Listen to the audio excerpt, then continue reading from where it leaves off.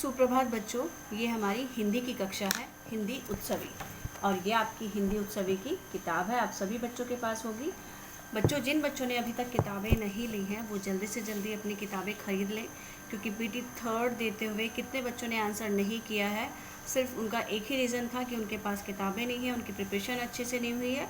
तो आपको भी पता है कि आपको आपकी किताबों की कितनी ज़रूरत है। So please purchase your book set. Okay, so in previous class मैंने आपको पार्ट नंबर 12 अशोक का शस्त्र त्याग पढ़ाया था कि अशोक ने अपना शस्त्र त्याग कैसे किया और कब किया।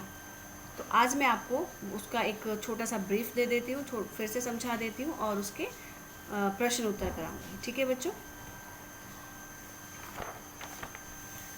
तो अशोक जब एक युद्ध कर रहे होते हैं कलिंगा पर, तो वहाँ पर बहुत दिन जब हो जाते हैं, इस चैप्टर में जो आपको बताया गया है, बहुत दिन जब लड़ाई करते करते हो जाते हैं तो कोई भी युद्ध का नतीजा नहीं निकलता है, ना वो हारते हैं ना वो हारते हैं। लेकिन ये सब पूरा प्रोसेस होते होते, लड़ाई होते होते कितने साल चले गए उनके, 4 साल बीत गए और अभी तक युद्ध का कोई परिणाम नहीं निकला।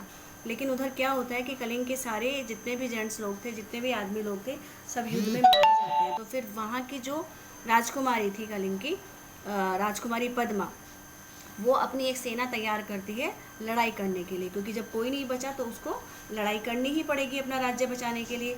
और वो अपनी एक सेना तैयार करती है और अपने साथ की जितनी भी लड़कियां हैं, माताएं हैं, बहनें हैं, सबसे रिक्वेस्ट करती हैं कि वो जो सामने, वो जो बाहर सेना है अशोक की, वो लोग हैं जिन्होंने हमारे पिता, पुत्र, भाई और पति को मारा है, तो उस सेना का हमें सामना करना ही पड़ेगा। और वो अपनी सेना के साथ राजा से, अशोक से युद्ध करने के लिए आ जाती है। अशोक स्त्रियों की सेना देखकर बहुत आश्चर्यचकित होता है, बहुत हैरान होता है और वो उनसे बोलता है कि आप कौन है। तो वो बोलती है कि मैं राजकुमारी पद्मा हूँ और मैं आपसे युद्ध करने आई हूँ। तो अशोक थोड़ा प्रॉब्लम में आता है, वो बोलता है कि हम स्त्रियों से युद्ध नहीं करते। उसने बोला कि आप करें या ना करें, लेकिन मैं तो युद्ध करने आई हूँ और आज इस युद्ध का अंत तो मैं करके ही रहूँगी, और अगर आप युद्ध नहीं करेंगे तो हम आपको समझेंगे कि आप कायर हैं। लेकिन अशोक को उन सब स्त्रियों की अपने राज्य के प्रति इतना प्यार और इतना देखकर उसको बहुत ये लगा कि उन स्त्रियों की अपने राज्य के प्रति कितना प्यार है, कितना सम्मान है, कि वो इतनी बड़ी सेना से बिना डरे लड़ने चली आई।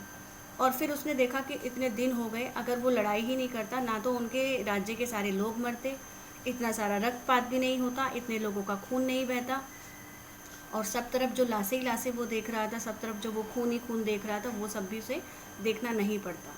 तो उसने सोचा कि जो भी सारी प्रॉब्लम्स हुई है, उसके मन में ये भाव आया कि सारी प्रॉब्लम्स उसकी वजह से हुई है।